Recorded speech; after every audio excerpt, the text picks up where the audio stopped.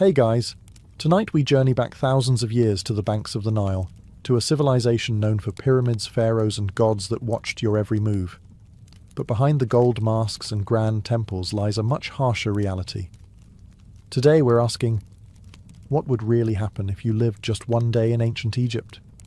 Because let me tell you, the sun isn't the only thing that will roast you alive.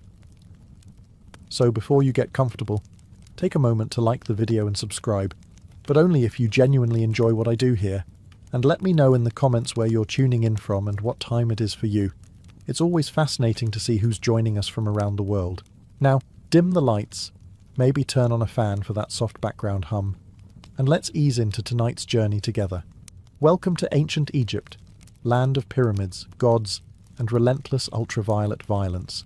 Before you even open your eyes, the sun is already blasting through your reed hut, like it's auditioning for the role of unforgiving sky god. There are no curtains, no shades, and certainly no air conditioning.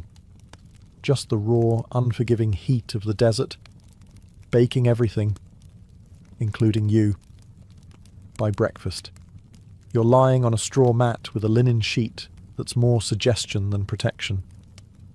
The Nile breeze you were promised in all those travel documentaries? Yeah, it's gone. Probably died sometime around 2800 BC. By the time you stumble outside, the temperature is already flirting with 90 degrees Fahrenheit, or around 32 Celsius, and it's not even mid-morning. The sun doesn't just shine in ancient Egypt. It attacks. Your linen tunic. Useless. It's like wearing tissue paper in a sauna. And don't even think about sunscreen. There's no aloe vera, no SPF 50, not even a floppy hat with a logo from a beach resort. Ancient Egyptians did have protective oils, but unless you're wealthy or work in a temple, you're not getting any of it. Your best option? Smear yourself with mud or crocodile dung, which apparently might keep you from turning into a human torch. Emphasis on might. By midday, the stones under your feet are hot enough to cook lentils. Shade is a luxury. Trees are rare. You might get a little relief hiding behind a mud brick wall, but even that wall is sweating by now. You, on the other hand, look like someone threw you into a clay oven and forgot to set a timer. And you better not complain. Ra, the sun god, is watching. And in ancient Egypt, the sun wasn't just weather, it was divine authority. The hotter the day, the more powerful Ra was feeling. So basically, if you're melting, it's a spiritual compliment. In short, surviving one day in ancient Egypt requires hydration, humility, and an ironclad tolerance for feeling like a roast chicken. And this is just the morning. You're finally out of bed, or rather, off your scratchy straw mat. And the good news is, the Nile is just a short walk away. The bad news? You can already smell it before you see it. Yes, the mighty Nile, the life-giver of ancient Egypt, revered as sacred, the reason civilization here even exists. But let's be honest, it also smells like a fish market had a bad breakup with a swamp. The banks are buzzing with flies, frogs, and things that probably shouldn't have legs but do. Still, this is where you bathe. Soap hasn't been invented yet, and even if it had, you couldn't afford it. Instead, you lather yourself in the freshest cleansing technology of the day, sand. That's right, exfoliation the Egyptian way. Just rub yourself down with coarse grains and call it skincare. It's like nature's sandpaper, but less effective. Washing clothes, also done in the Nile. And by washing, we mean pounding them against rocks, while praying that a crocodile doesn't mistake your laundry for a tasty midday snack. Oh, and just to make things more fun, let's not forget the occasional sewage runoff from upstream. Remember, people, livestock, and the occasional funeral boat all share this river. And yet, somehow, this is considered clean. You scrub, rinse, and emerge feeling slightly less sticky and only moderately more worried about leeches. If you're a city dweller in Memphis or Thebes, you might be lucky enough to use a public basin or cistern. But for everyone else, it's Nile or nothing, and don't expect privacy. This is a public bathing space, shared by families, neighbours, livestock, and the odd ibis pecking around your ankles like it pays rent. Water jars are filled and balanced on heads, carried back to your mud brick house before the midday heat turns the clay into toast. It's a daily ritual, spiritual, necessary, and slightly traumatic. So yes, the Nile is sacred. It feeds you, cleans you, and quenches your thirst. But let's not pretend it's a sparkling oasis. In reality, it's part miracle, part biohazard, and all you've got. By now you've bathed in the crocodile-infested Nile, you've sandpapered yourself semi-clean, and your body feels like a baked fig. Time for breakfast, the most important and least glamorous meal of your ancient Egyptian day. Let's set expectations. There are no eggs Benedict, no fruit bowls, and absolutely no iced lattes. Breakfast in ancient Egypt is less of a culinary event and more of a tactical refueling operation. You sit on a low stool, if you have one, or just squat in the corner like everyone else. The centerpiece of your meal? Bread. Lots of it. Dense, coarse, and often as chewy as a leather sandal. It's made from emmer wheat or barley and baked in clay ovens that may or may not be shared by the local rats. And don't be surprised if there's sand in your slice. Not as a topping, just an uninvited ingredient from the grinding stones. A daily dose of minerals, you could say. Then comes the beer. But don't get excited. This isn't crisp, bubbly craft ale. This is thick, cloudy, lukewarm, liquid bread. More porridge than pint. It's packed with calories and vaguely fermented. A medieval smoothie with the faint taste of sour cereal and survival. Even children drink it. Not to be edgy, but because it's safer than water. At least the brewing process boils out the parasites, unlike the Nile, which we just discussed is basically a petri dish. If you're lucky, and we mean very lucky, you might get an onion or a few dried dates to go with your carbon foam combo. Protein? Only if someone caught a fish and didn't immediately eat it raw. And as you chew your rock-like loaf and sip your grain sludge, flies buzz around you like it's a buffet. Because it is. For them. You swat at them with one hand, hold your cup with the other, and try not to think too hard about the fact that this is likely the best meal you'll have today. Breakfast in ancient Egypt isn't about flavour. It's about function. It fuels your body just enough to survive until the next time someone hands you another sand-infused brick of bread. Bon appétit. You've had your gritty bread, your chunky beer, and just enough rest to call yourself functional. Now it's time to work. And trust me, ancient Egyptian labour makes modern burnout look like a spa day. Unless you're a scribe, priest, or royalty, which, let's be honest, you're not. Your job is pure muscle and dust. No air-conditioned cubicle. No coffee breaks. No ergonomic chairs. Just sweat, sand, and a constant risk of collapsing before noon. If you're a farmer, you'll be ankle-deep in Nile mud by sunrise, yanking weeds or planting barley under the eye of an overseer whose hobby seems to be yelling. You use wooden ploughs, crude sickles, and your bare hands. If your back hurts, congratulations, that means it's working. If you're a labourer, things get even more biblical. Imagine hauling multi-ton stones for temple construction under a blazing sun, while barefoot up ramps made of gravel and prayer. There's no OSHA here. You trip. That's a broken ankle and a shrug from the foreman.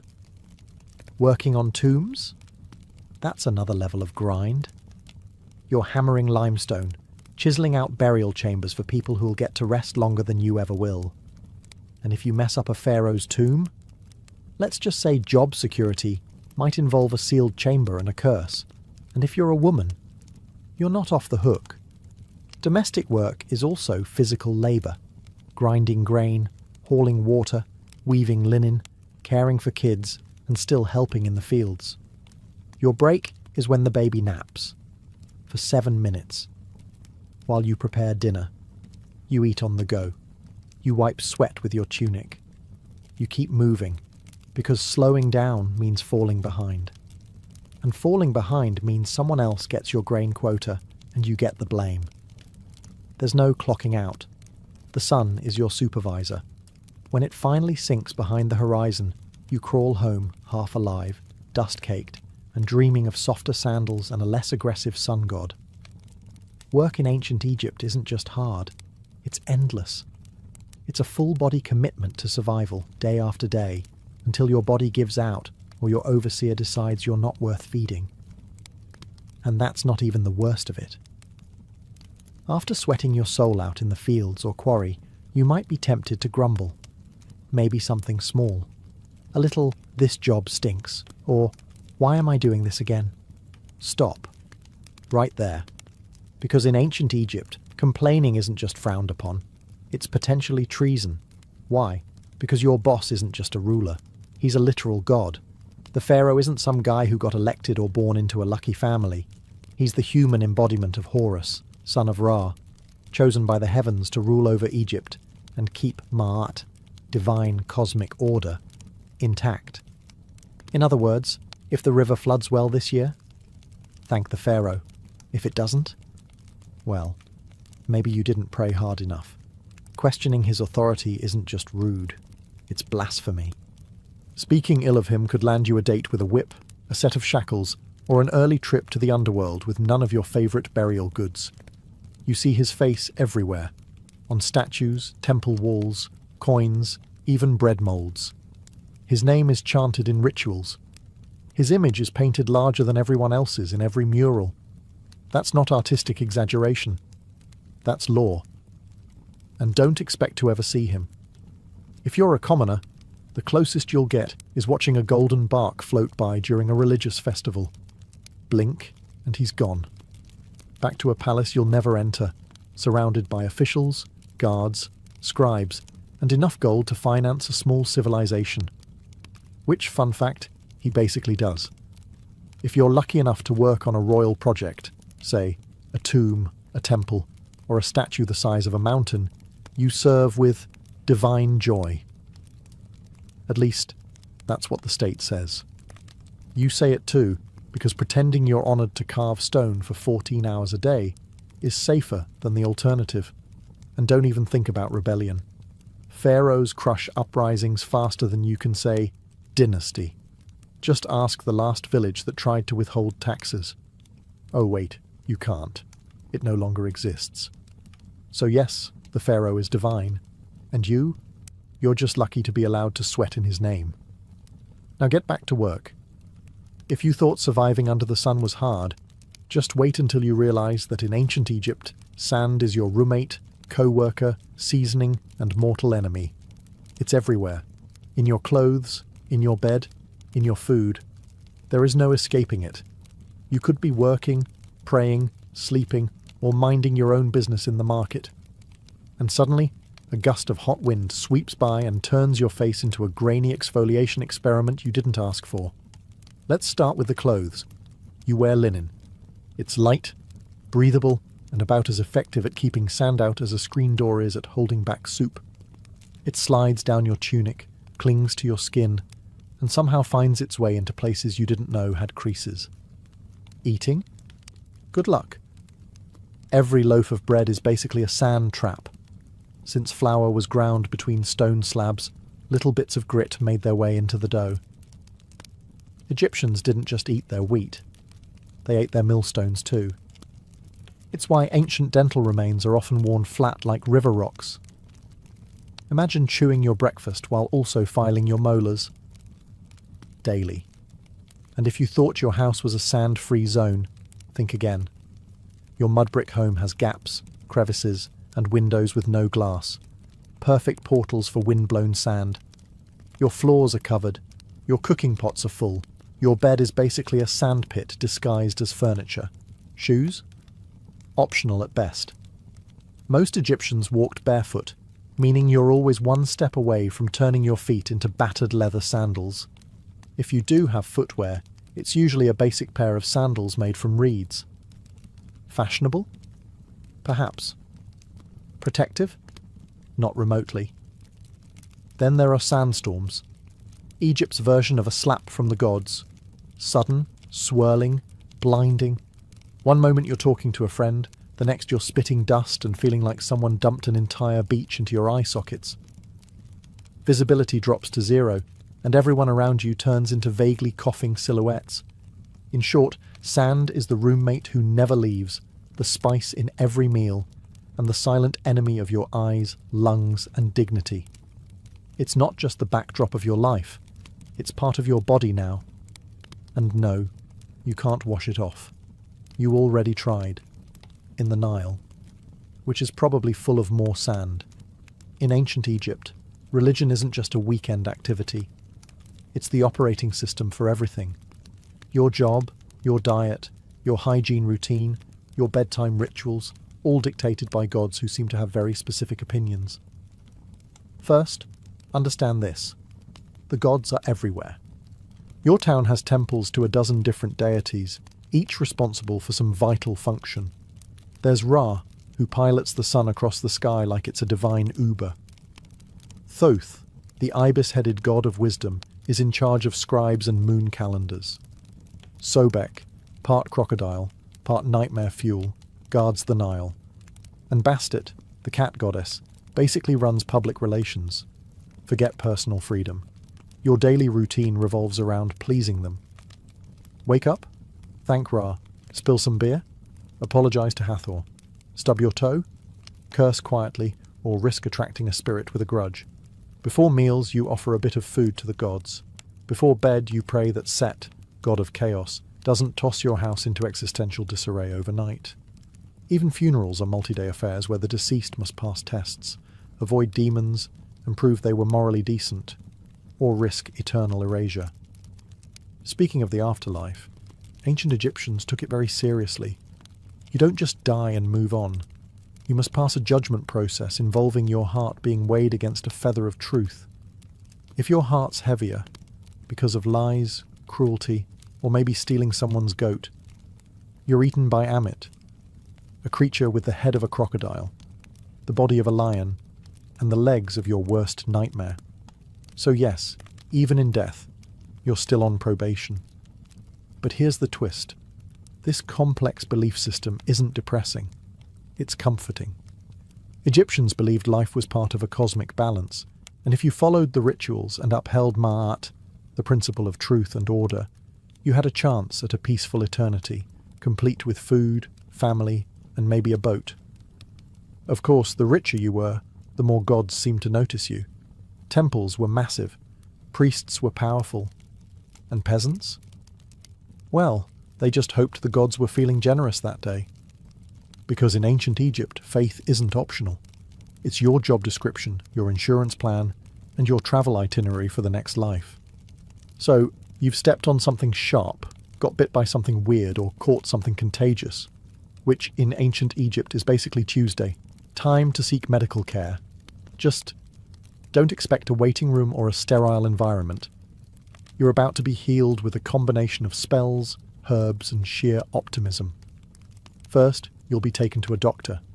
And to be fair, they were some of the most advanced in the ancient world. They had surgical tools, medical texts, and a decent understanding of anatomy. But here's the catch. Science in ancient Egypt always came with a heavy dose of magic. You're given a poultice made of honey, mouldy bread, and crushed herbs. Honey actually is antibacterial, and mould has early penicillin properties. So it works? Sort of. But before applying it, the healer will chant a protective spell just to be safe, because you never know when your stomach cramps are actually the result of a spiteful ghost or an angry god. Have a headache? You might get a dose of crushed onions rubbed into your scalp while someone recites a hymn to Thoth.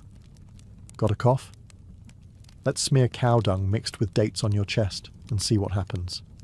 Eye infection, time for a paste of lizard blood, ochre and beer, plus a prayer to Horus. Surgery? It did happen, sometimes. Abscesses were drained, bones were set, and wounds were stitched with linen thread. But there's no anesthesia. Just a sharp knife and a friend to hold your shoulders down while you scream into a mud brick pillow. Dentistry? Not great. Remember all that sand in the bread? Your teeth are worn down by your 20s. If one gets infected, your options are 1. Live with it. 2. Die from it. Or 3. Have it pulled with something resembling pliers made by a blacksmith with low standards. And let's not forget the amulets. Whether you're giving birth, getting stitched up, or just sneezing too loud, A good doctor/priest will probably hang a charm around your neck, just in case the real issue is an invisible serpent spirit curled around your spleen. So yes, Egyptian medicine had its moments, but mostly, you'd better believe in the gods, because your band-aid is literally a prayer. Here's a plot twist most people don't expect. Ancient Egyptian women had more rights than many women in later civilizations. They could own property, run businesses, file for divorce, and even take a man to court. Sounds progressive, right? But before you pack your bags for a time-travelling girl boss vacation, hold up. Because while the legal status might impress you, the day-to-day reality? Not so glamorous. If you're a woman in ancient Egypt, you probably wake up before sunrise. You're grinding grain by hand, using a giant flat stone that chews through both wheat and your spine. Then it's off to haul water from the Nile, cook breakfast, care for children, manage the household, feed animals, and if needed, help in the fields. You're a one-woman workforce in linen. There's no me time, no spa days, and definitely no maternity leave. Childbirth is risky and painful. Midwives are helpful, sure, but there are no epidurals, no disinfectant, and no push playlists featuring relaxing harps. You give birth in a hot room with incense, prayers, and hopefully, not too much bleeding. Let's talk fashion.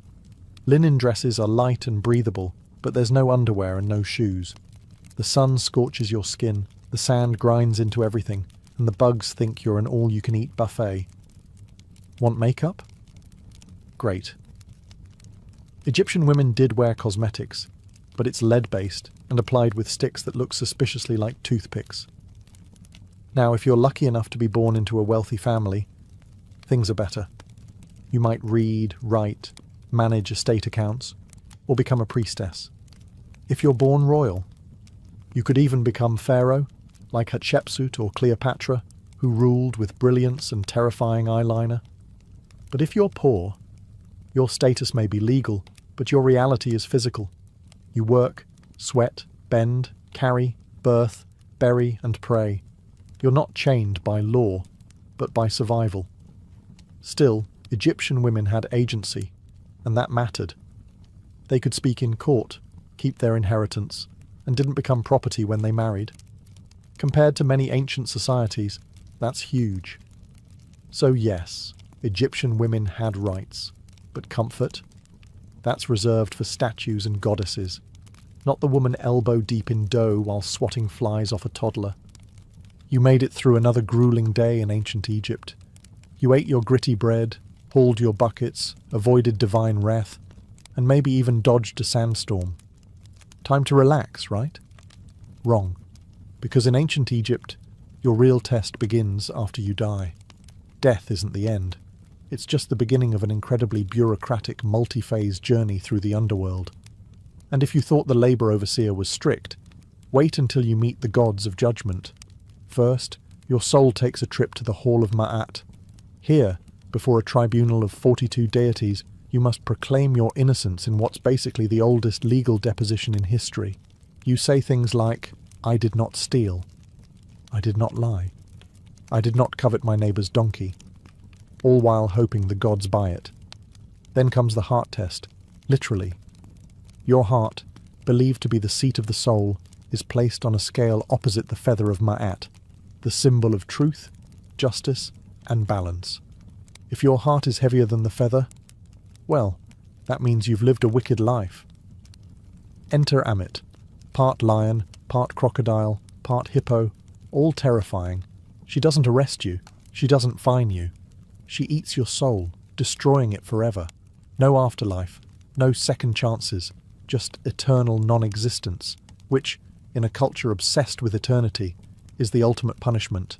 And it gets better. You can doom yourself not just by actions, but by words. One wrong confession, one forgotten line during your judgment, and boom, spiritual obliteration. It's like an open book test where failure means getting devoured by a mythological death hybrid. If you do pass, congratulations. You get to enter the field of reeds, a peaceful, idealized version of Egypt where your soul lives forever. With boats, with crops, with family. and presumably with fewer sand fleas. But the stakes? Enormous. That's why Egyptians obsessed over tomb preparation, funeral rites, and magical texts like the Book of the Dead, a spiritual cheat sheet full of prayers, spells, and helpful tips like, don't insult the crocodile god. So yes, the afterlife might be beautiful, but only if you live your life very carefully. One curse word, one unpaid temple tax, and your next stop is lunch for Amit. Sleep tight. If there's one small mercy in ancient Egypt, it's this: linen. Blessed, breathable linen. Your entire wardrobe, and everyone else's, is made from this plant-based fabric. It's light, cool, and lets your skin breathe in the scorching heat. That's the good news. The bad news? That's pretty much where the comfort ends. Whether you're a farmer, builder, priest, or vendor, you're wearing the same outfit every day. For men, a short white kilt or loincloth. For women, a straight, sleeveless linen dress, sometimes held up by straps, sometimes not. If you're upper class, you might have pleats or beads or fancy patterns. If you're not, it's plain white or slightly greyish, depending on how long it's been since laundry day. Oh, and laundry day?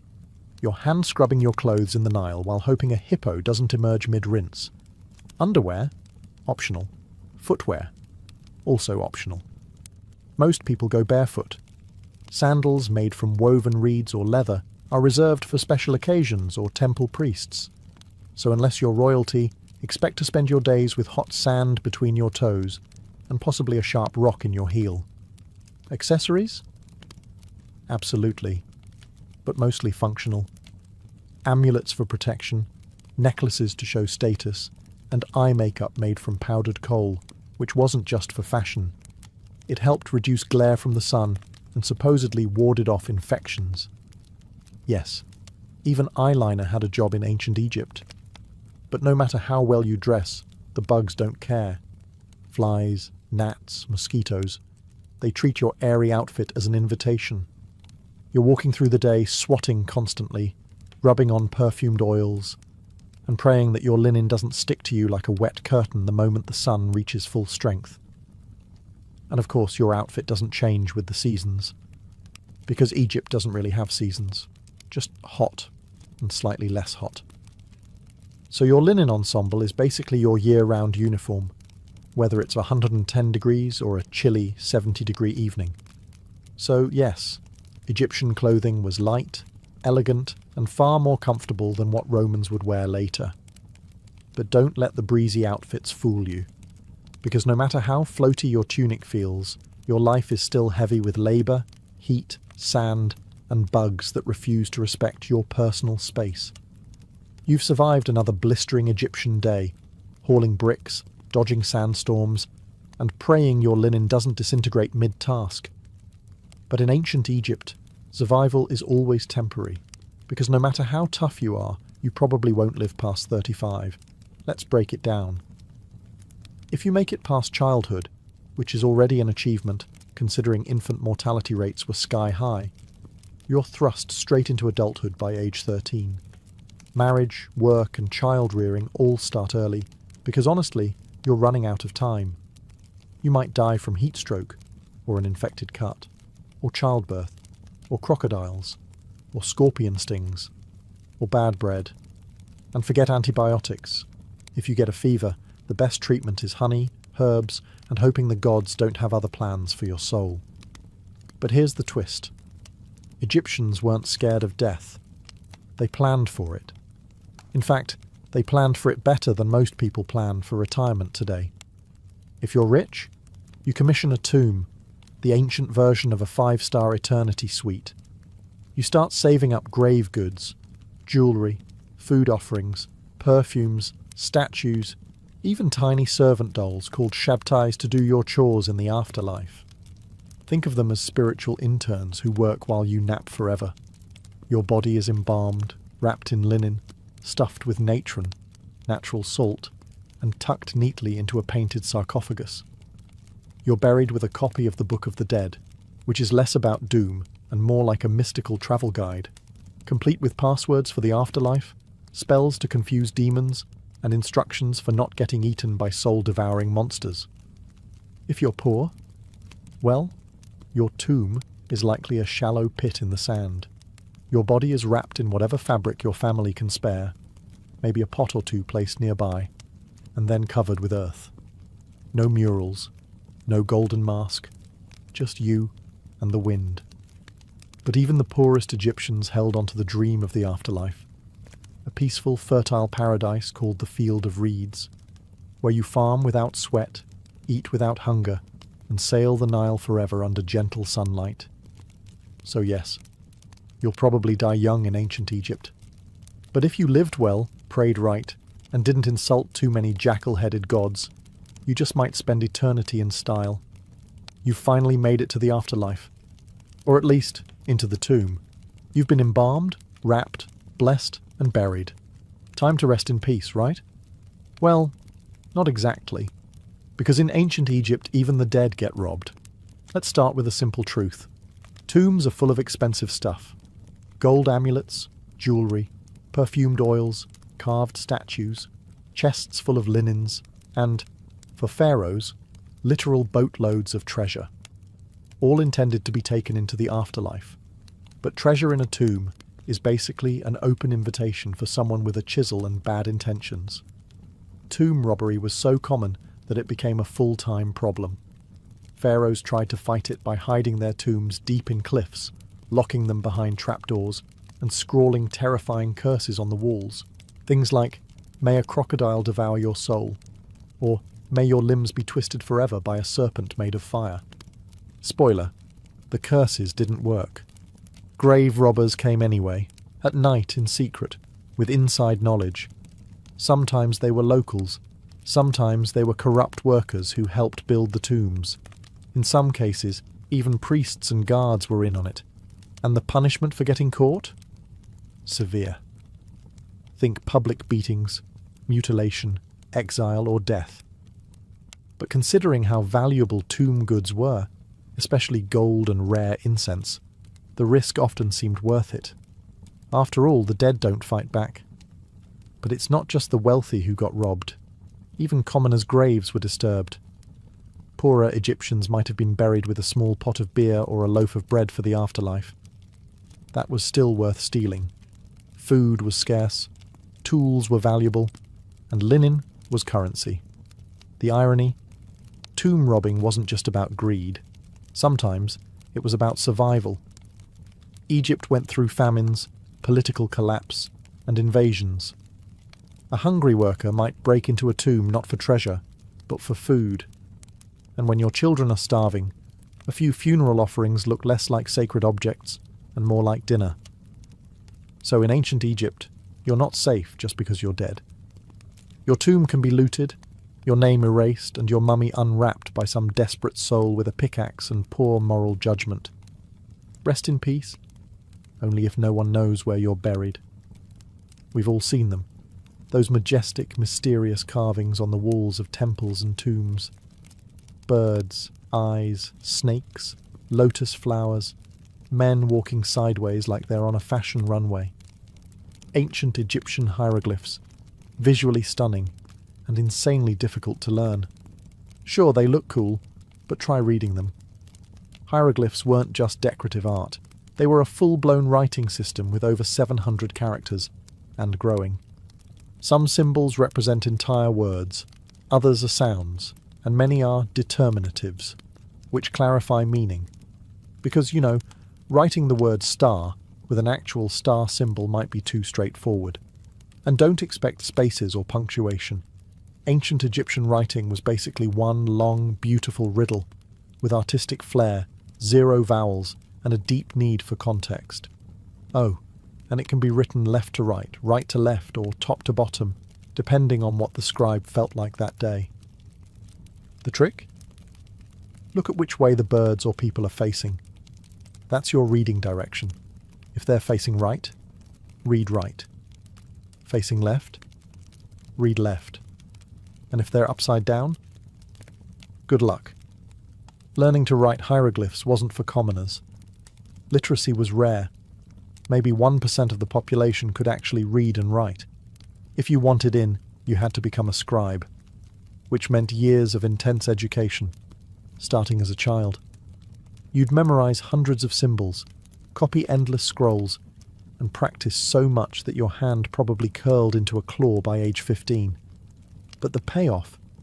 Huge. Scribes were respected, well-fed, and never made to haul bricks under the sun. Instead, they wrote tax records, court documents, letters, and religious texts. They were essential to society and protected from most manual labour. In a world where writing was power, scribes ruled quietly from the shadows. For the rest of the population, though, writing was something magical, literally. Hieroglyphs were believed to have sacred power. Writing someone's name preserved their soul. Erasing it, total spiritual annihilation. So yeah, spelling really mattered. So while hieroglyphs may look like ancient emoji, they're more like a linguistic Rubik's Cube wrapped in myth, math, and mystery. Beautiful? Yes. Easy to learn? Absolutely not. After 14 chapters of heat, hunger, sand, superstition, and backbreaking labour, it's time to ask the big question. Would you survive a single day in ancient Egypt? Let's be honest. Probably not. Sure, it's easy to romanticize the ancient world. Golden tombs, lotus-scented air, graceful hieroglyphs, gods with animal heads, and a thing for order and beauty. But behind the iconic monuments and stunning art was a world of brutal realities that spared no one but the elite. Your average Egyptian day started with a dirt floor, a cloud of flies, and the knowledge that if you didn't work, you didn't eat. You walked barefoot on blazing sand, hauled water, cooked over open fires, lived shoulder to shoulder with bugs, smoke, and livestock. You worried about disease, divine punishment, and whether a snake might slither into your sleeping mat. You had no toothpaste, no medicine, no retirement plan. And if you were lucky, maybe 2 changes of linen. You served a god-king who could take your land with a decree, a climate that cooked your skin by noon, and a religion that required you to pass a literal divine test after death just to get into the good version of the afterlife. Let's also not forget the things you didn't have. No antibiotics, no sunscreen, no privacy, no plumbing, no painkillers, and no easy escape. Once you were born into your class, that was it. No promotions, no career changes, no finding yourself. You were either a scribe, a farmer, a labourer, a mother, a servant, or dead. And yet, for all this, the ancient Egyptians weren't miserable.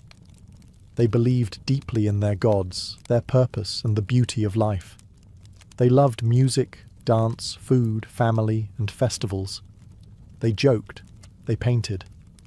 They imagined eternity with enough clarity to build stone monuments that still stand today. But for a modern person, without your air conditioning, your filtered water, your Advil, your sneakers, and your smartphone, you'd fold before the second sandstorm hit. So no, you wouldn't last a day in ancient Egypt. But that's okay, because they lasted thousands of years. And maybe, just maybe, that's why we still talk about them. In the heart of ancient Teotihuacan, one pyramid refuses to be forgotten. Its surface is adorned not with peaceful symbols of faith or gentle gods, but with snarling, open-mouthed stone serpents, dozens of them. They jut out from the temple's facade as if frozen in mid-strike, fangs bared, eyes wide. This is the temple of the feathered serpent, known to many as the temple of Quetzalcoatl. But unlike most temples that reach for the sky with reverence, this one feels different. It feels predatory. From the moment you approach it, there's an eerie sense that you're being watched. The stone serpent heads aren't mere decoration. They were warnings, symbols of divine wrath. And beneath their gaze, something horrific once unfolded. Excavations over the past few decades have revealed something that archaeologists didn't expect. Hidden beneath the temple's base were not just ceremonial offerings, but something far more disturbing, human remains. And not a handful. Over 200 bodies, many of them decapitated, hands bound behind their backs. Young men, warriors perhaps, buried in groups, ritual sacrifices arranged with mathematical precision.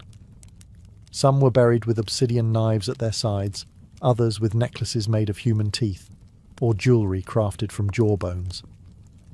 They weren't simply thrown into the ground, they were deliberately placed in positions of symbolic significance. It's clear, this was no mass grave. It was a message, a divine transaction carved into stone and sealed with blood. But what kind of belief system justifies such horror? Who demanded so many lives be taken at once? The Temple of the Feathered Serpent wasn't just a religious building. It was a theatre of power, a place where rulers fused cosmology, warfare, and fear to maintain control over a city of more than 100,000 souls. And this ritual bloodletting may have been the cost of keeping the cosmos in balance. As you stand before this temple today, gazing at those stone serpents, you're not just looking at art or architecture.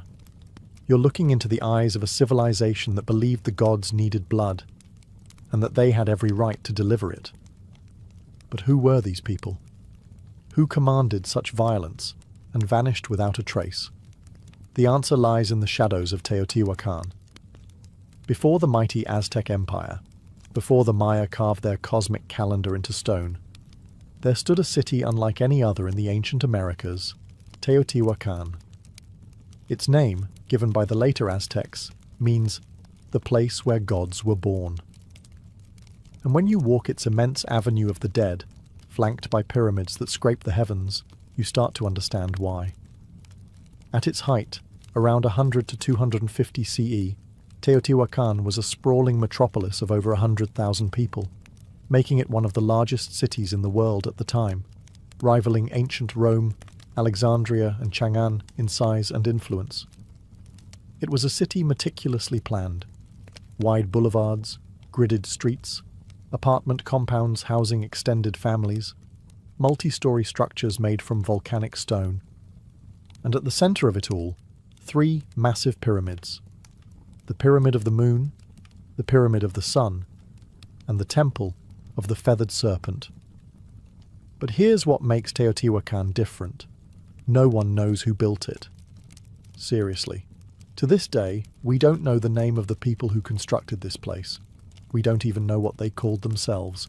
There are no written records, no kings' names carved into stone. Teotihuacan seems to have been a society ruled not by a single monarch, but perhaps by a council, a theocracy, or something altogether foreign to our understanding of ancient power. And despite this anonymity, their influence was colossal. Evidence of Teotihuacan's power has been found hundreds of miles away, from the Maya cities of Tikal and Copan to the distant Zapotec capital of Monte Alban.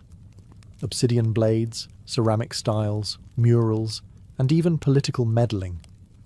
In one case, Teotihuacan emissaries may have helped overthrow a local Maya king to install a ruler more favourable to their interests.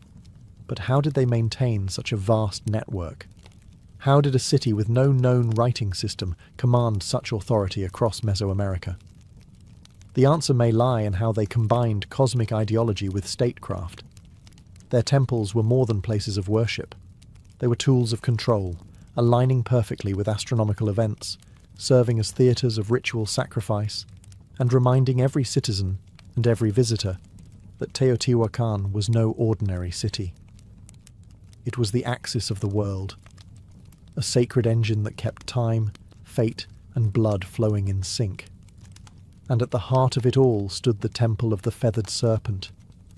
To understand the temple, you must first understand the deity it was dedicated to, the Feathered Serpent.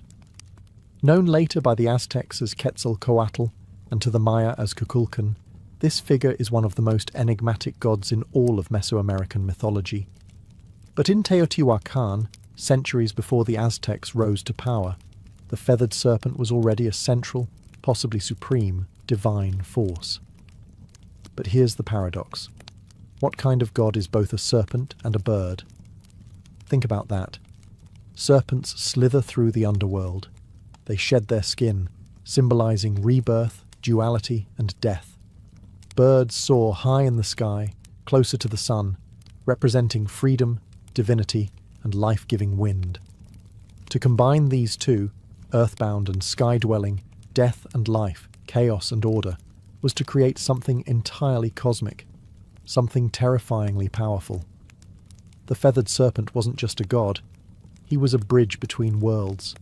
On the facade of the temple, carved in deep relief, we see dozens of his images: goggle eyes, bared teeth, plumed headdresses. Some historians believe these represent the god himself. Others suggest they're warriors or priestly figures, adorned in divine regalia to signal their authority. Either way, they are everywhere. The temple is covered in these snake-bird hybrids, as if the structure itself breathes with divine presence. But the feathered serpent wasn't just a god of the heavens. He was intimately tied to sacrifice. Blood was the fuel that kept the cosmos in motion, and Quetzalcoatl, though later remembered as a gentle, civilizing deity, had a much darker role in Teotihuacan. He demanded offerings, and not just of maize or incense, but of life itself. In some myths, he descended into the underworld to retrieve the bones of the dead and create humankind. But to bring life from death, there had to be a trade. The gods sacrificed themselves for humanity, and humans, in return, were expected to do the same. The Temple of the Feathered Serpent wasn't just a monument to faith.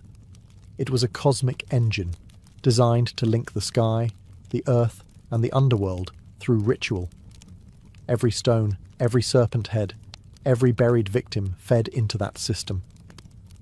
Teotihuacan didn't just worship the feathered serpent, they embodied his logic, paradox, power, and blood. And the most disturbing truths were hidden beneath the surface. For centuries, the Temple of the Feathered Serpent stood silently, a weathered, imposing structure half swallowed by time.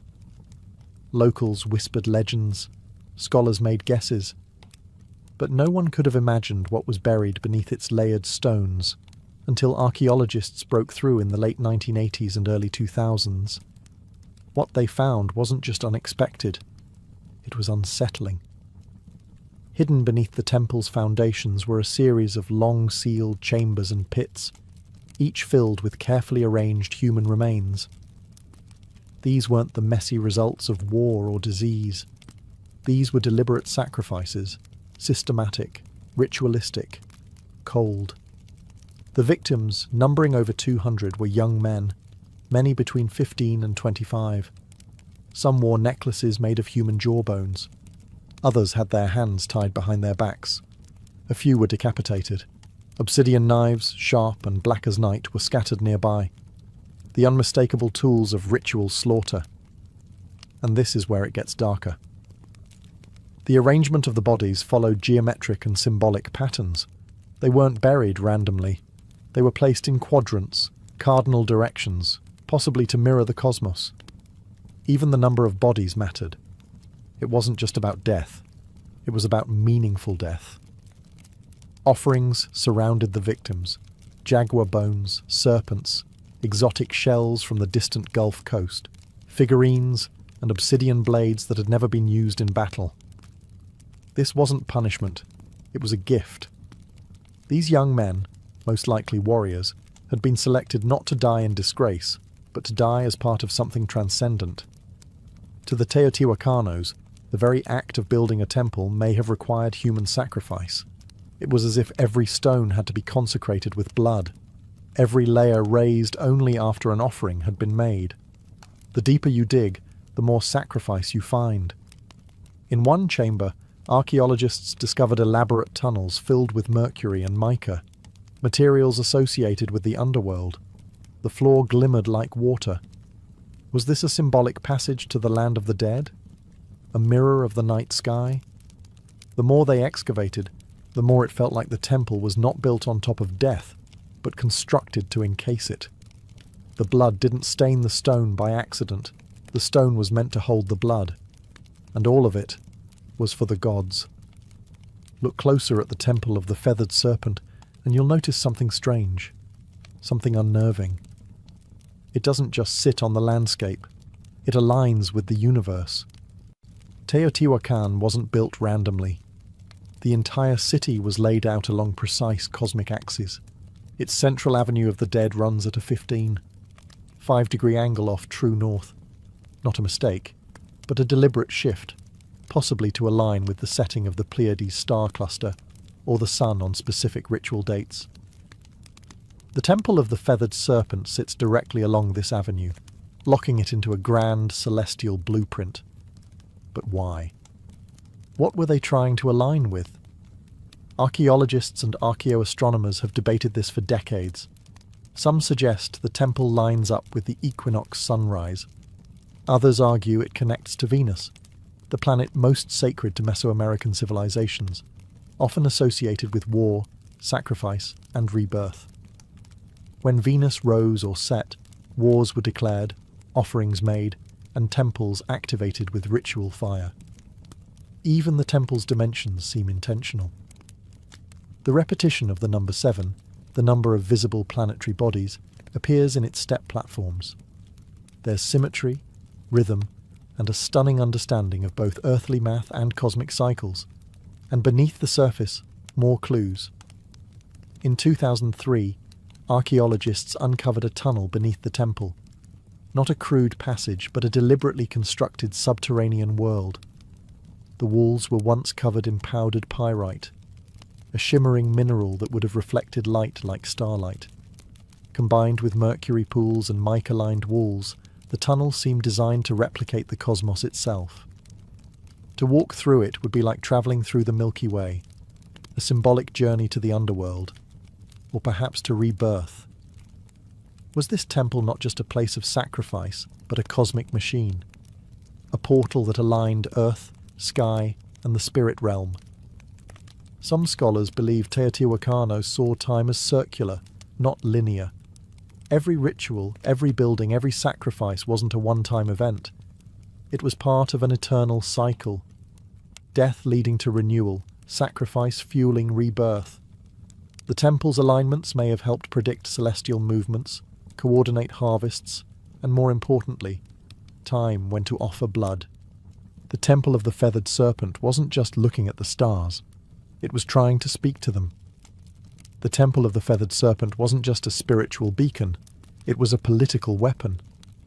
Its very design was meant to overwhelm, to intimidate, to remind every viewer, local or foreign, who held the reins of power in Teotihuacan. Imagine standing in its shadow 1,800 years ago.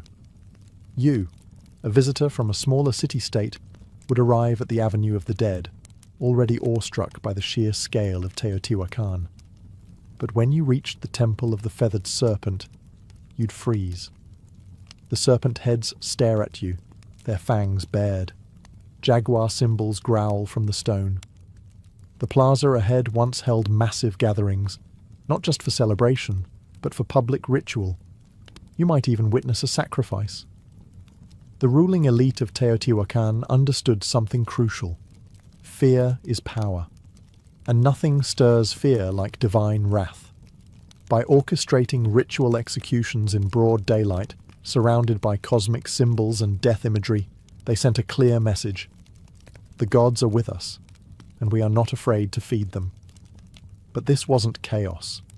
This was theatre. Priests in feathered headdresses and obsidian masks would chant, dance, and spill blood, turning cosmic myth into political performance. It wasn't just about pleasing the gods. It was about reminding everyone watching that the city's rulers had direct access to the divine. They alone could open the heavens or summon rain, protect the people, or destroy their enemies. Even the architecture helped reinforce this propaganda. From the temple's upper tiers, leaders could look down upon the plaza. They controlled not just the narrative, but the very physical space in which it unfolded. The people looked up, at the gods, at the rulers, at the sacrifices, and knew their place. And for outsiders, Teotihuacan didn't need to conquer with swords. It conquered with symbols. Visiting dignitaries would carry home tales of awe and terror. They would speak of the feathered serpents, the endless avenues, the blood rituals that lit the sky red. In a world where gods ruled through fear, Teotihuacan positioned itself as their chosen mouthpiece, and the Temple of the Feathered Serpent was the loudest voice of all. At its peak, Teotihuacan was the heartbeat of Mesoamerica, a city of fire and stone, of gods and blood, a city that seemed destined to last forever. But around the year 550 CE, something changed. Something broke, and the silence that followed was as chilling as the temple's stone serpent heads. The fall of Teotihuacan was not loud and glorious. It was gradual, then sudden. Signs of strain began appearing decades earlier, signs that the cosmic engine was faltering. Evidence points to a long period of drought, crop failure, and social unrest. The very systems that had sustained this grand city, centralized power, religious dominance, cosmic order, began to crack under pressure. And then came the fire. Archaeologists have uncovered widespread burn layers across elite compounds, temples, and administrative buildings, including signs of violent destruction at the Temple of the Feathered Serpent. What's strange is that the lower-class residential areas were mostly untouched. This wasn't an external invasion. This was an uprising, a rebellion, possibly from within. The very people who once watched sacrifices in awe may have risen against their priest-kings. The Temple of the Feathered Serpent, once a symbol of divine authority, was ransacked. Sculptures were defaced, fires were set, ritual spaces were desecrated, and then silence. Teotihuacan wasn't completely abandoned overnight, but it lost its soul. Trade networks collapsed. Artistic production ceased. The great rituals stopped. The ruling elite disappeared. The temple no longer spoke. And yet, the mystery only deepened. Because while the city faded, its memory endured. Centuries later, the Aztecs arrived in the Valley of Mexico and stumbled upon its ruins. They were awestruck. They believed gods had built this place. They named it Teotihuacan, the place where gods were born. They built their own myths around its pyramids, revering it as sacred ground, even as they had no idea who its original builders were. To them, the Temple of the Feathered Serpent was not a ruin. It was a relic of divine truth. But the irony remains. The most powerful city of its time, built on cosmic order and blood, vanished without a written word, without a final record, leaving behind only stone and questions. The gods, it seemed, had gone quiet. For over 1,000 years, the Temple of the Feathered Serpent lay buried beneath layers of dust, volcanic ash, and silence. Locals avoided it. Farmers tilled around it, and the world forgot it. Until the modern age of archaeology arrived and cracked open the secrets buried within its heart. In the early 20th century, Mexican archaeologists began excavating Teotihuacan. What they found was astonishing, a perfectly engineered city far older than the Aztecs.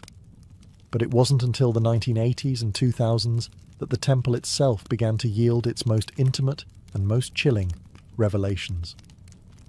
One of the most dramatic discoveries came in 2011, when researchers uncovered a sealed tunnel beneath the Temple of the Feathered Serpent. It had been deliberately closed off nearly 1,800 years earlier, as if to prevent anyone from entering ever again. After years of excavation, scientists unearthed a cosmic corridor, a symbolic underworld lined with pyrite to mimic a starlit sky, pools of liquid mercury, and thousands of ritual objects.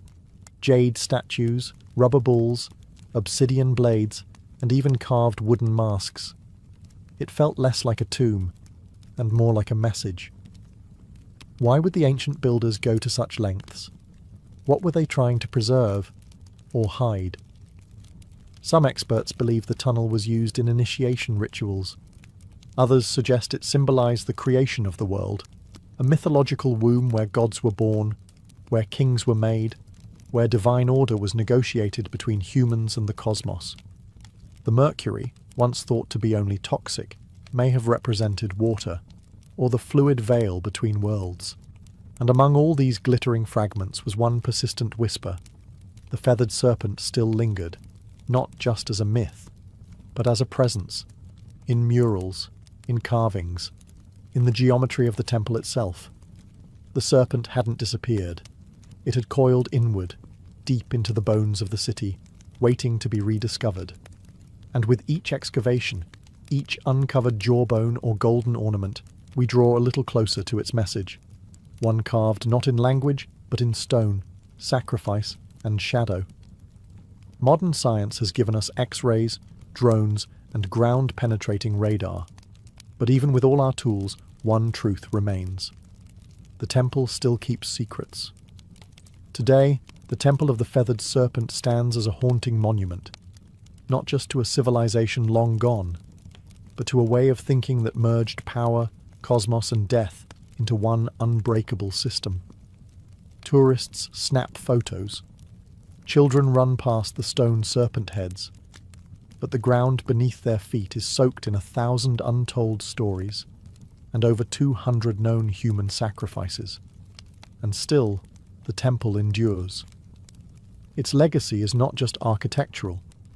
It's psychological, spiritual, cultural. The feathered serpent, this paradoxical god of sky and earth, continued to evolve.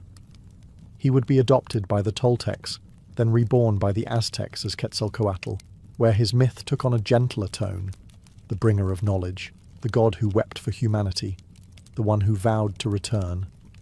This reimagining of the serpent god shows how myths don't die. They transform. Even in modern Mexico, echoes of the feathered serpent persist, in art, in murals, in literature, and in national identity. The temple's image has appeared on coins, stamps, and even government buildings. It has become a symbol of mystery, of pre-Columbian brilliance, and of the untamed spiritual world that once pulsed through Mesoamerica. But there's another legacy, one less visible, more uncomfortable. The Temple of the Feathered Serpent forces us to confront the price of belief. It asks hard questions.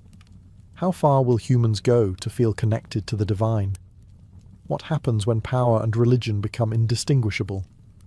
Can beauty coexist with terror? In many ways, the temple isn't just a historical site. It's a mirror, a reflection of us, our fascination with life after death, our hunger for meaning, our capacity to build monuments of staggering beauty and to stain them with blood. The temple teaches us that greatness comes with shadows, that civilizations can soar to impossible heights while burying their secrets beneath the stones. And maybe that's why we keep returning, not just to visit, but to understand. Because deep down, we know the serpent is still watching, not to strike, but to remind. Reminders of what we once were, and what we still might be. Before we spoke in words, we spoke in rhythm. Tens of thousands of years ago, long before the invention of writing, even before the birth of language itself, early humans began to create something that could only be described as sound with intention. Not speech, not melody, but rhythm. A hand slapping hollow bark, a stick tapping a stone, a foot stomping earth in time. Somewhere in that ancient repetition, something magical emerged, the first drumbeat. It wasn't called music, it wasn't called anything, but it felt like something, like communication, like movement, like emotion taking form. Anthropologists have uncovered evidence of primitive percussion instruments dating back over 30,000 years. These were likely made from natural materials, tree trunks, hollowed-out gourds, stretched animal hides. Nothing fancy, nothing preserved. But these rudimentary drums were not toys or idle distractions. They served real purposes, to warn, to summon, to connect. Imagine a tribe scattered across a dense forest. One beat from a distant drum, and others knew danger is coming. Or a celebration has begun, or the gods are listening. The earliest drums weren't just tools, they were extensions of the human body. A heartbeat externalized, a pulse that could be felt across a valley. Drumming wasn't something you watched or listened to. It was something you participated in together, around fires, under stars, in caves where echoes made the air itself vibrate. These ancient rhythms became a language of emotion, joy, grief, warning, hope, all expressed not in syllables or symbols, but in patterned sound. Before the first flutes were carved, before string instruments were dreamed of, the drum was already alive, anchoring us in time, giving shape to ritual, and uniting individuals into tribes. In that way, the drum became humanity's first instrument, and perhaps its first form of collective identity. No matter where on earth people lived, they created something to strike, something to beat, something to mark the moment. Because even when we had no words, we had rhythm. And that rhythm was everything. In the cradle of early human civilization, drums were not just instruments. They were sacred voices. Every tribe, every culture, every corner of the earth developed its own rhythm. But the purpose was nearly universal, to commune with the unseen. In Africa, where some of the world's earliest drums emerged, rhythm was deeply intertwined with life, death, and ancestry. The djembe, carved from a single tree and wrapped in goatskin, was believed to contain three spirits: that of the tree it was carved from, the animal whose skin gave it voice, and the craftsman who brought it to life. Played in circles, the djembe didn't just accompany rituals, it was the ritual. Then there were the talking drums, capable of mimicking human speech through pitch and tone. In West Africa, these drums carried messages across miles, relaying news, warnings, births, and deaths from one village to the next. Long before the telephone, humans were already drumming their messages through the landscape. Across the oceans, Native American tribes treated the drum as a living entity. It was the heartbeat of Mother Earth, played in ceremonies to honor ancestors, summon healing, or guide the souls of the dead.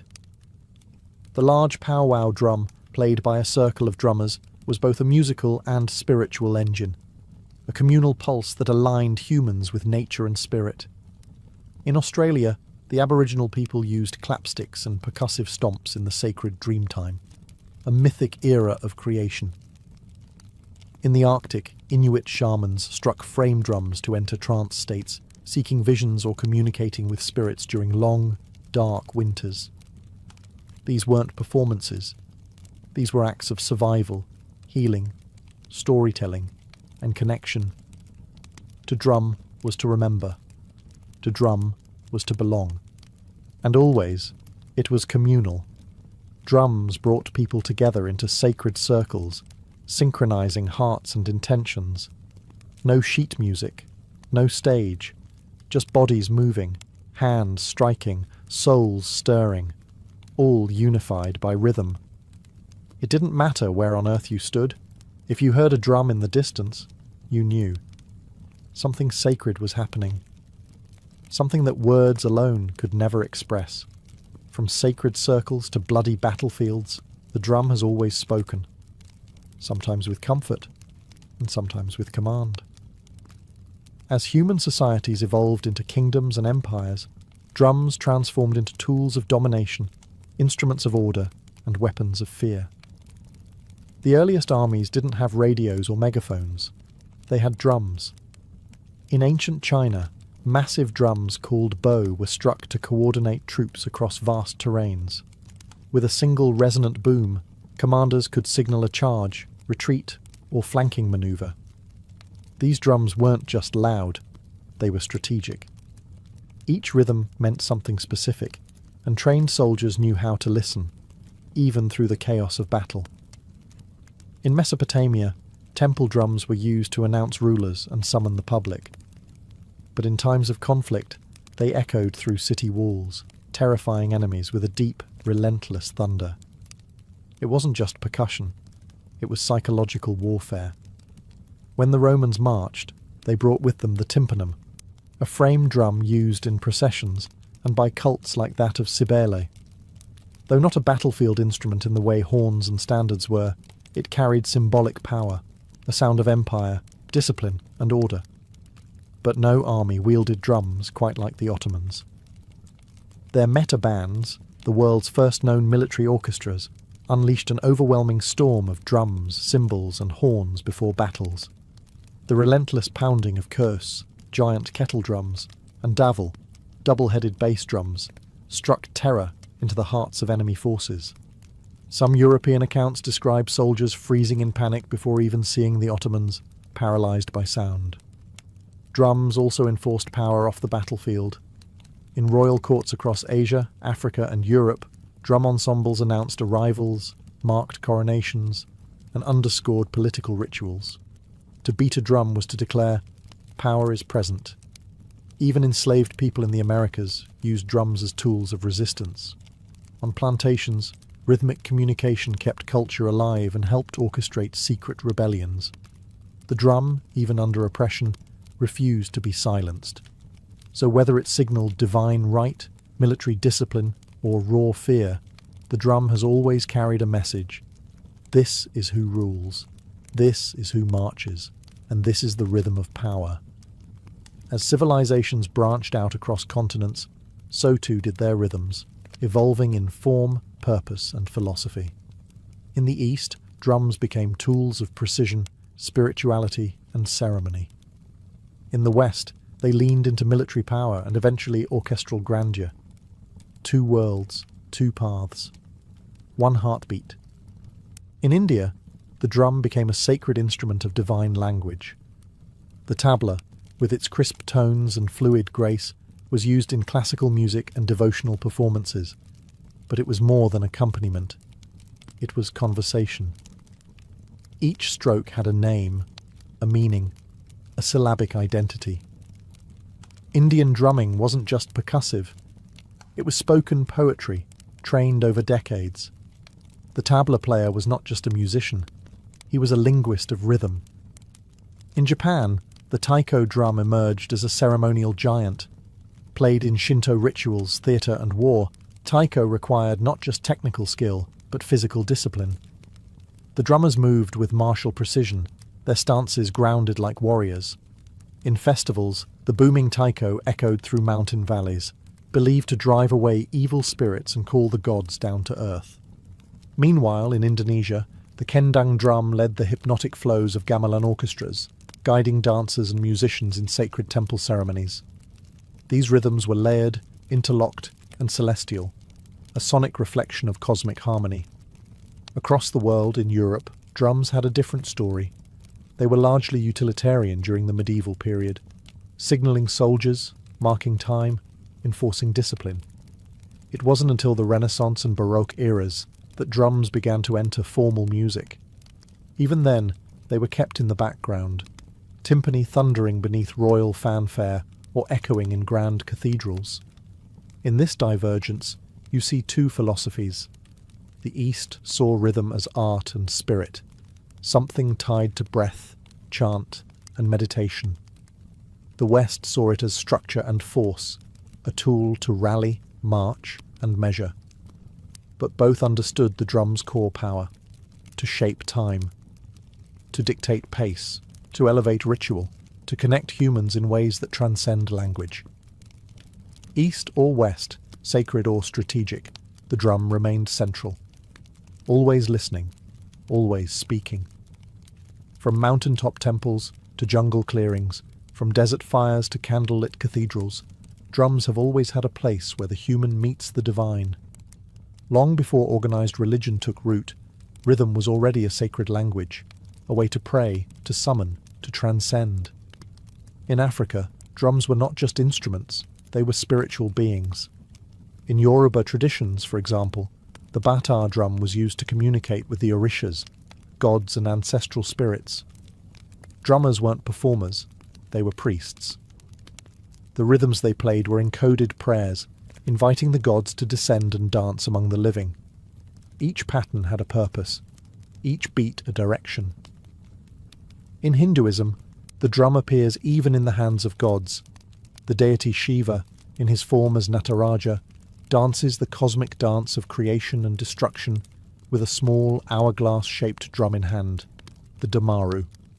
Its beat represents the pulse of the universe itself. From silence to sound, from void to form, the drum is a divine heartbeat. In Buddhism, The ritual frame drum is used in monastic chants and meditation ceremonies. Its slow, soft strikes guide breath and awareness, acting like a metronome for the soul. It's not loud. It's not aggressive. It simply reminds the practitioner to return, again and again, to the present moment. Across the Americas, indigenous tribes use drums in vision quests, sweat lodges, and healing ceremonies. The beat is constant, steady, mimicking the rhythm of the womb, helping participants enter trance states or connect with ancestral spirits. In these spaces, the drum doesn't just accompany prayer, it is the prayer. Even within Christianity, where rhythm was often subdued, the drum still found a sacred role. In gospel traditions, particularly in African American churches, drums became a means of praise and power, a heartbeat behind voices lifted in devotion, a reminder of struggle, hope, and divine rhythm in every life. No matter the faith, the ritual, or the God invoked, the drum has been there, not as decoration, but as a vessel for energy, intention, and the mysteries we cannot speak. Because when words fail in worship, rhythm remains, and the divine always listens. For thousands of years, drums were solitary instruments, one body, one sound, one purpose. But in the heart of the industrial age, something revolutionary happened. In factories, streets, and music halls, percussion was reimagined. And by the early 20th century, multiple drums were no longer scattered across a stage. They were united, forming something entirely new, the drum kit. It was born out of necessity. In the late 1800s, military and theatre bands required several percussionists to play bass drum, snare, cymbals, and woodblocks, each handled by a different person. But space was tight, and budgets were tighter. So drummers began to combine instruments into a single playable setup. By 1909, the first bass drum pedal was patented. A drummer could now strike a massive drum with one foot, freeing their hands to do more. The idea caught fire. Over the next few decades, drummers added hi-hats, toms, cowbells, and ride cymbals, creating a setup that could mimic an entire percussion section, all from one seat. What emerged was more than a tool. It was a drummer's throne. And then came jazz. In smoky clubs and underground dance halls of New Orleans and Chicago, the drum kit exploded into life. Jazz drummers didn't just keep time, they played the kit like a voice, with syncopation, swing, and sensitivity. Legends like Gene Krupa and Buddy Rich turned the drum set into a lead instrument. Rhythm became storytelling. As jazz evolved into rock, the drum kit grew louder, heavier, more powerful. The 1960s and 70s saw kits expand with multiple toms, splash cymbals, and double bass pedals. Drummers like John Bonham, Neil Peart, and Keith Moon pushed the limits of stamina and creativity. The drummer wasn't in the background anymore. He, or she, was the engine. Today, the drum kit is a global staple, from gospel churches to EDM stages, from punk garages to world tours. And even as digital kits and drum machines rise, the physicality of a live drum kit, the sticks, the skins, the sweat, remains irreplaceable. It's a symbol of modern rhythm, a fusion of centuries, where tradition meets innovation, and where one drummer can speak with 10 voices at once. The world beats in thousands of dialects, and so do its drums. From continent to continent, culture to culture, the drum has taken countless forms, each carrying a distinct identity, sound, and purpose. These aren't just instruments. They're cultural signatures, crafted from local materials, shaped by local hands, and steeped in the rhythms of everyday life. In West Africa, the djembe remains a heartbeat of community gatherings. It speaks in sharp slaps and deep bass tones, designed for storytelling and spontaneous conversation. Next to it, the dundun provides the foundational pulse, a rhythmic anchor around which others can dance. In Africa, a drum ensemble isn't just music. It's a conversation between spirits, ancestors, and the living. In the Middle East, the darbuka, a goblet-shaped drum made from clay or metal, delivers crisp, fast-paced rhythms essential to belly dancing and classical Arabic music. Its voice is sharp and articulate, demanding precision from its player and movement from its listeners. Across the Caribbean and Latin America, drums tell a different story, one born from resilience and fusion. The conga, bongo, and timbales reflect the blend of African, indigenous, and Spanish influences. In Cuba, the sacred bata drums are used in Santeria rituals, each drum speaking a divine language tied to the orishas. In Brazil, the thunder of surdo and cuica drive samba parades through the streets, infusing joy into protest, prayer, and carnival. In India, the mridangam and tabla dominate South and North Indian classical music, respectively. These drums are so precise, they are tuned to pitch, blurring the line between rhythm and melody. Each finger movement matters, each stroke carries centuries of tradition. Then there's the frame drum, one of the oldest in human history, appearing in everything from Persian daf to Irish bodhran, from shamanic tools to folk ensembles. Played with fingertips, mallets, or brushes, it's proof that even simplicity can be sacred. What unites them all? Purpose. Whether guiding dance, healing, ritual, or revolution, each drum reflects the soul of its people. Their rhythms carry geography, history, and identity. The global drum family isn't just diverse, it's universal, because no matter where you go, the earth still echoes with rhythm. As the 20th century drew to a close, the sound of drums began to change, not in rhythm, but in texture. The physical gave way to the programmable. The sweaty palms, the wooden sticks, the calloused fingertips, all began to share space with circuits, pads, and software. The age of digital drums had arrived. It began in the 1970s with primitive drum machines. Early devices like the Rhythmicon and Roland CR78 that used analog circuits to simulate basic beats. At first, they sounded robotic, even awkward. But musicians saw something else: consistency, control, and endless possibility. Then came a revolution. In 1980, Roland released the TR-808, a drum machine so iconic its deep booming kick and crisp snare would go on to define entire genres. Hip-hop, techno, electro, and trap were all born in part from its synthetic pulse. It was no longer about mimicking acoustic drums, it was about creating new sounds entirely. As digital audio progressed, so did the tools. Electronic drum kits like the Roland Fee drums allowed drummers to play naturally while triggering thousands of sampled or synthesized tones. Artists could now rehearse silently, record without microphones, and switch drum kits with the press of a button. And with computers came digital audio workstations, DAWs, like Ableton, FL Studio, and Logic.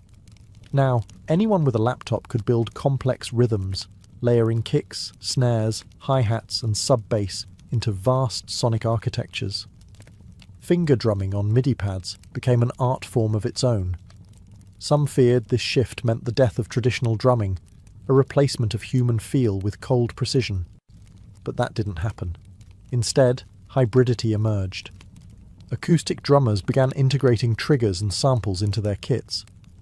Producers started layering human-played drums with machine beats. The organic and the synthetic found a groove together. Digital drums didn't erase the past. They reimagined it. And today, we live in a world where a single person in a bedroom can build rhythms once requiring entire orchestras, where ancient grooves from Africa, Asia, and the Americas can be sampled, twisted, and given new life in neon-lit dance floors. The tools have changed, but the purpose remains the same: to move bodies, to shape time, to make silence speak. Across every era, every empire, and every evolution in technology, one thing has never changed. The drum remains our oldest and most enduring voice. From ancient fire circles to modern concert halls, from sacred rituals to digital dance floors, The drum has never been just about music.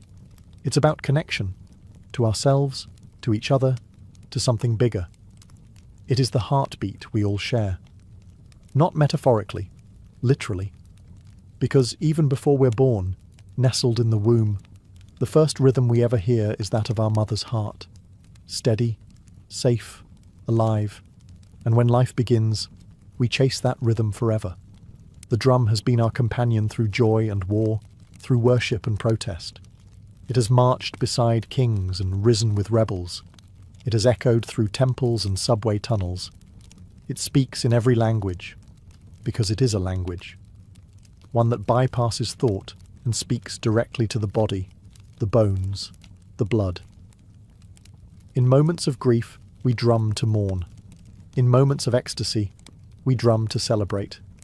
And in the quiet spaces in between, we drum to remember who we are. Today, percussion continues to evolve. You can find handpan street musicians weaving new age rhythms on city corners, indigenous communities preserving ancient drumming traditions against all odds, stadium drummers rallying crowds in unison, children banging pots and pans with instinctual joy. Even artificial intelligence is learning rhythm, but no algorithm can replicate the human soul behind a single imperfect beat. Because rhythm is not just counted, it's felt.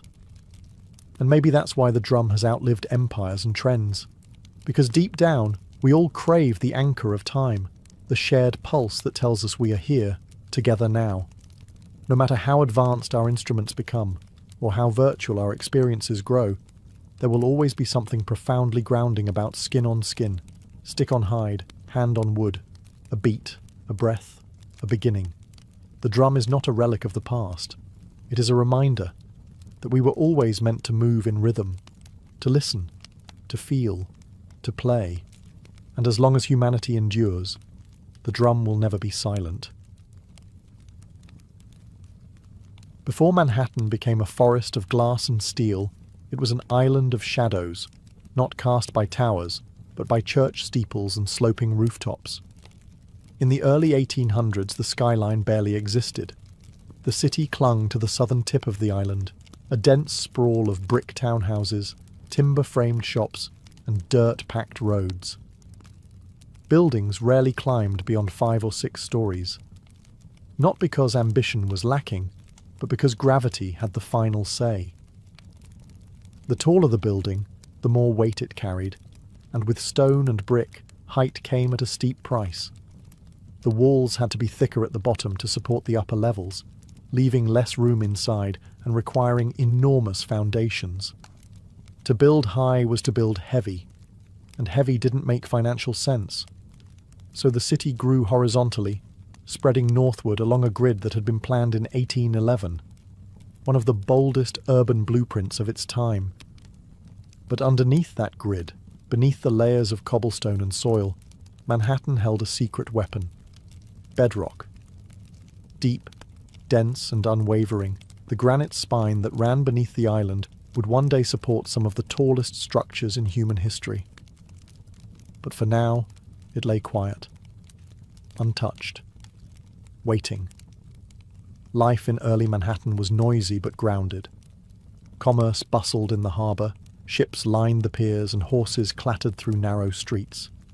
The economy grew, immigration surged, and the island swelled with energy. But still, the city hugged the ground. The sky remained untouched. The only real vertical statements were churches, Trinity Church being the most prominent. Its spire, completed in 1846, rose over 280 feet, and for a time it was the tallest structure in New York. But even that was more symbol than skyline. What no one knew then was that the skyline's future wouldn't be shaped by stone or wood, but by iron, steel, and vision. And it wouldn't be limited by the ground. It would rise far above it. Manhattan wasn't yet a city of towers, but the stage was being set. The island was ready. The dream was forming. And soon, the skyline would begin to stretch. For centuries, gravity was the greatest architect in Manhattan. It kept buildings short, cities flat, and human ambition tethered to the earth. But in the mid-19th century, two breakthroughs would break the skyline wide open. One lifted people, the other lifted buildings. The first came in 1852, when an inventor named Elisha Otis unveiled his revolutionary safety elevator. In a dramatic demonstration at the New York Crystal Palace, Otis stood on a platform suspended high above a crowd. He ordered the rope to be cut. The crowd gasped, but the platform didn't fall. A hidden mechanism locked the lift in place. With that single breathtaking moment, Otis changed the rules of height. Until then, the top floors of buildings were the cheapest. No one wanted to climb stairs. But once elevators became safe and practical, those upper floors became premium space, offering light, air, and status. The vertical city suddenly made economic sense. But being able to move people upward wasn't enough. Buildings still relied on load-bearing walls, which grew thicker and more cumbersome the higher they went. That's where innovation number 2 arrived: the steel skeleton. In the 1880s and 1890s, engineers began using steel frames to support the weight of buildings, allowing exterior walls to become thin curtains rather than heavy structural anchors. This method, known as steel frame construction, gave architects a new freedom: build as high as the frame could handle. Suddenly, height was no longer a risk, it was a strategy. The technology had arrived, the materials were here, and Manhattan, with its solid bedrock and booming economy, was the perfect canvas. The island's tight geography encouraged vertical thinking, and its status as a financial capital meant that everyone, from banks to newspapers, wanted their name visible in the clouds. The elevator made the sky accessible. The steel skeleton made the sky buildable. Together, they didn't just change architecture, they redefined what a city could be. Now, the race would begin, not outward, upward. By the late 19th century, New York City was no longer content to sprawl. It wanted to soar. The ground was full, the streets were packed, and the only place left to build was up. With steel frame construction and the elevator now established, Manhattan became a proving ground, and the skyline, a battlefield for ambition. The first shots were fired in the 1890s. In 1890, the New York World Building, home to Joseph Pulitzer's newspaper empire, rose 20 stories above Park Row. It was the tallest office building in the world, briefly. Not to be outdone, the Park Row building claimed the title next in 1899, standing at 391 feet. Each new tower was a declaration, not just of wealth, but of vision. To build higher was to announce, "We are the future." Soon, the skyline began to sprout with steel giants. The Singer Building, completed in 1908, stood at 612 feet, becoming the tallest building in the world, and the first structure to surpass the height of the spire of Trinity Church, which had held the record for over 50 years. But even that wouldn't last. In 1913, the Woolworth Building took the crown. Designed by architect Cass Gilbert, and funded in cash by retail magnate Frank W. Woolworth, it rose 792 feet, over 55 stories, in a soaring display of neo-Gothic beauty. Dubbed the Cathedral of Commerce, the Woolworth wasn't just tall, it was majestic, an architectural sermon about America's rise as a modern power. But this wasn't just architectural competition, it was branding warfare. Corporations and institutions vied for the tallest, most distinctive buildings, towers that would etch their names into the sky. Every new height was a headline, every silhouette a symbol. The skyscraper became the ultimate billboard, permanent, imposing, impossible to ignore. And beneath it all, the rhythm of progress beat relentlessly. Steam shovels dug foundations into granite. Riveters hammered steel day and night.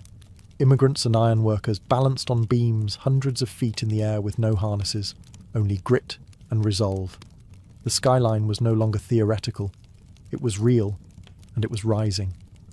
As the 1920s roared through Manhattan, the skyline began to dance.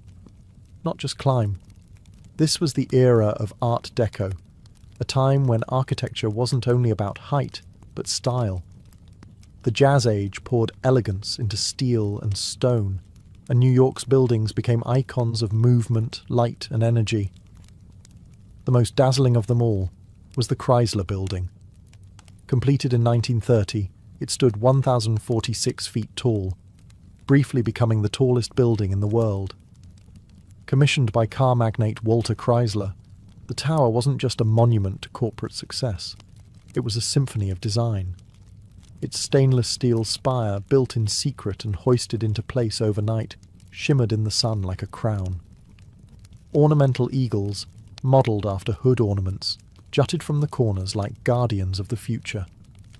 With its curves, chevrons, and machine-age detailing, the Chrysler Building didn't just scrape the sky, it seduced it. But the race wasn't over. Just a few blocks away, another titan was rising, the Empire State Building.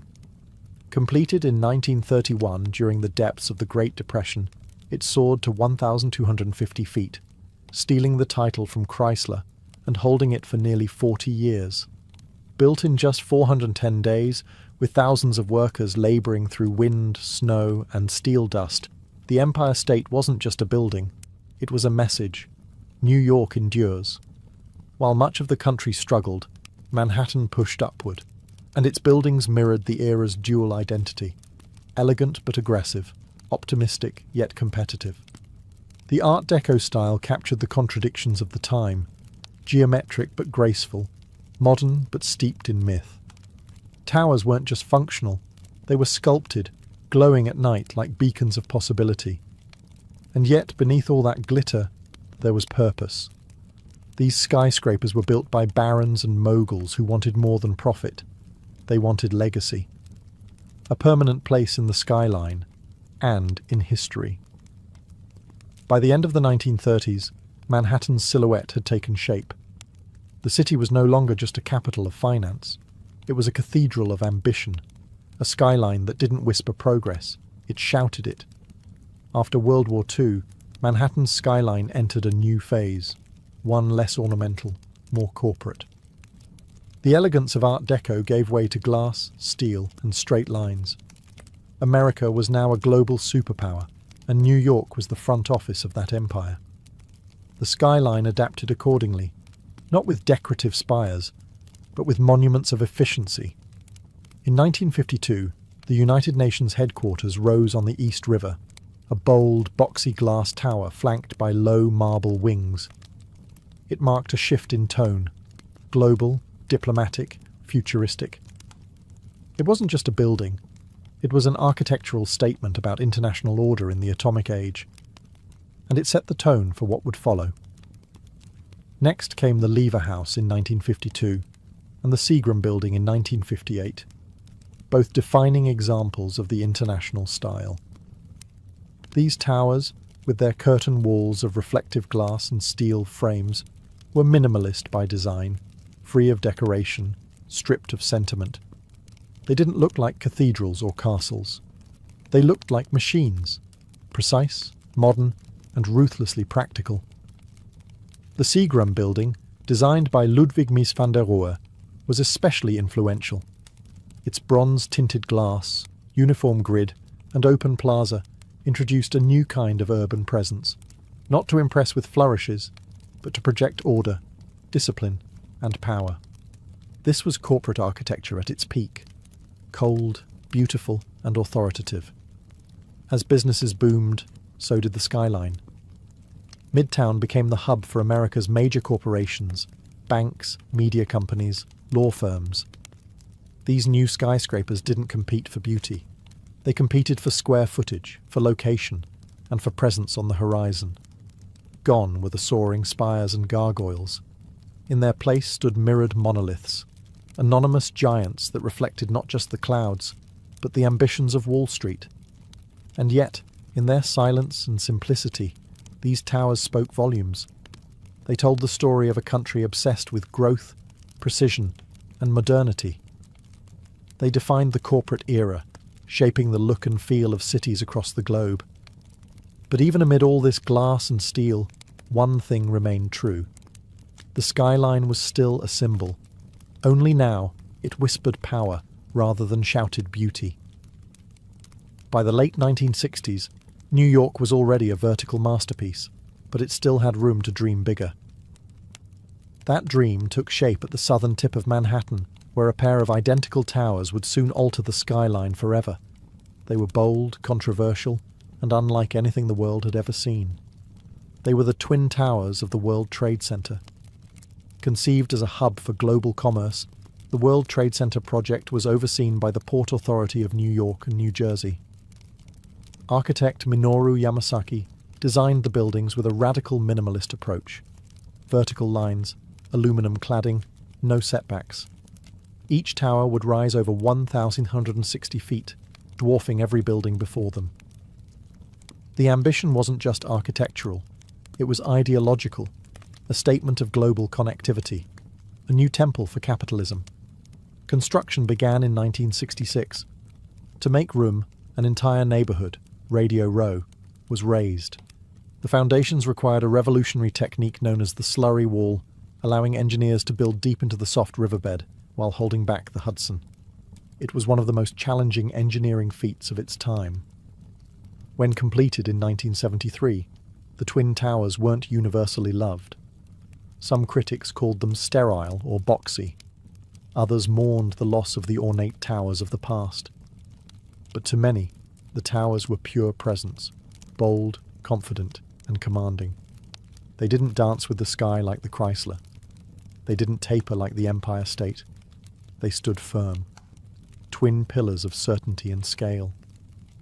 More than just buildings, the World Trade Center became an international symbol of business, of unity, of American might. People came from around the world to visit the observation decks, to dine at windows on the world, or simply to stare up in awe from the plaza below. For nearly 3 decades, the Twin Towers dominated Lower Manhattan. They anchored the skyline, giving it symmetry and gravitas. And while other cities built taller structures, none carried the iconic weight of those 2 towers rising side by side. The skyline had changed once again. This time, not with ornament or artistry, but with monumental ambition. On the morning of September 11th, 2001, the Manhattan skyline changed forever, not by cranes or construction, but by violence and smoke. In less than 2 hours, the Twin Towers of the World Trade Center collapsed into dust, fire, and twisted steel.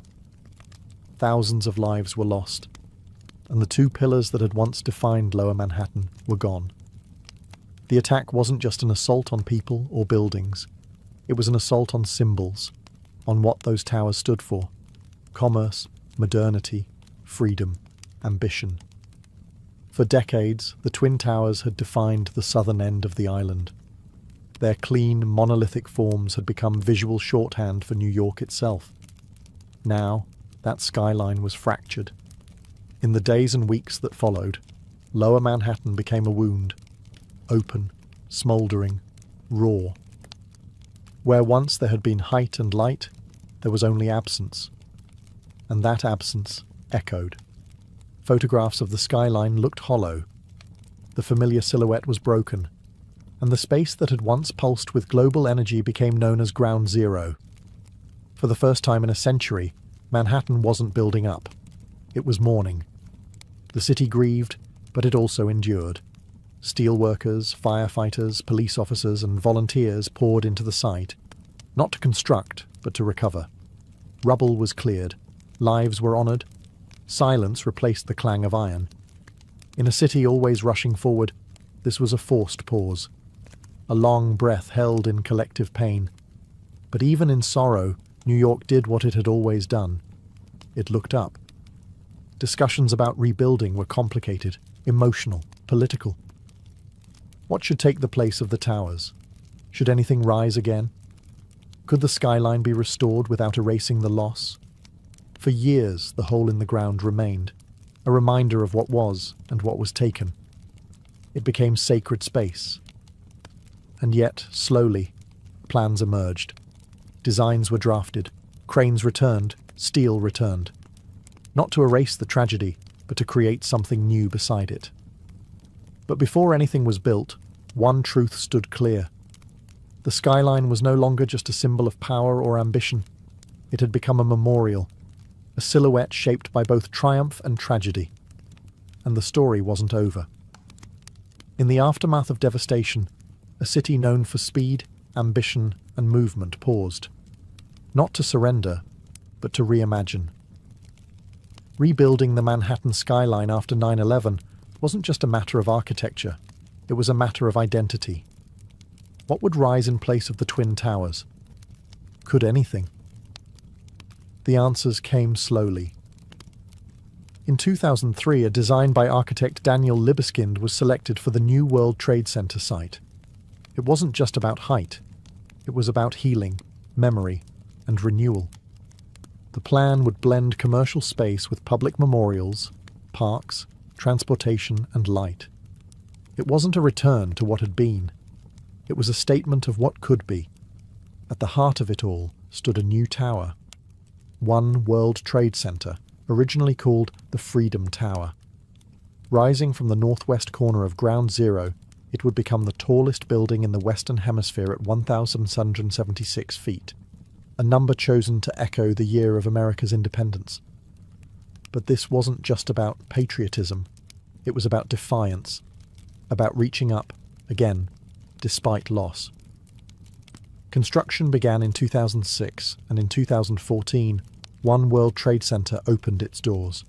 Clad in shimmering glass and standing like a crystal obelisk, it didn't try to imitate the past. It offered something new, reflection, both literal and symbolic. The building changes with the sky, glowing, darkening, disappearing, depending on the light. It is presence without arrogance. Beside it, the 9/11 Memorial opened in 2011. Two deep voids where the original towers once stood, each with a continuous waterfall and the names of the fallen etched into bronze. It's not just part of the skyline, it's part of the city's soul. The new skyline took years to take shape. Other towers rose, 3 WTC, 4 WTC, and 7 WTC, each one sleek, modern, and purposeful. Together, they represent not just a city rebuilt, but a city transformed. New York didn't just replace what was lost, it evolved. It honoured the past while building for the future. And in doing so, it reminded the world of something deeply American and deeply human. You can knock a city down, but you can't keep it from rising. Today, the Manhattan skyline is more than a collection of buildings. It is a living symbol of ambition, of resilience, of the American dream itself. No other silhouette in the world carries so much weight. It's etched into pop culture, history, and memory. You can draw it with 5 lines, and people will recognize it instantly. It tells a story of bold engineers and fearless ironworkers, of architects who imagined spires that pierced clouds, and of immigrants who crossed oceans to help build them. It speaks of risk, reward, and reinvention, the constant churn of New York itself. It has never been finished, and it never will be. The skyline is alive, always changing. In recent years, it's stretched even higher, but not in lower Manhattan. This time, the vertical race moved uptown. Along Billionaires Row, super slender residential towers like 432 Park Avenue, Central Park Tower, and 111 West 57th Street now rise like needles above Midtown. These skyscrapers are feats of engineering, pencil-thin, wind-tested, and made for the ultra-wealthy. Critics call them sky-piercing expressions of inequality. Others see them as marvels of modern ambition. Meanwhile, in Hudson Yards, an entirely new neighbourhood has appeared, with gleaming glass towers, public art, and corporate headquarters rising where rail yards once sprawled. The skyline now stretches farther west, evolving with the city's changing needs and ambitions. But even as it grows, the skyline holds its past tightly. The Empire State Building still glows at night, the Chrysler still gleams at sunrise, and One World Trade Center stands solemn and proud. The skyline remembers what came before, even as it reaches for what's next. More than any monument or statue, it is the skyline that defines New York, not just in form, but in meaning. It is a place where humanity dared to build upward, again and again, through booms, busts, wars, and wounds. A city of millions, reflected in steel and glass. It doesn't just mark where the city ends, it marks where dreams begin. Because in Manhattan, the sky has never been the limit, it's just the next floor.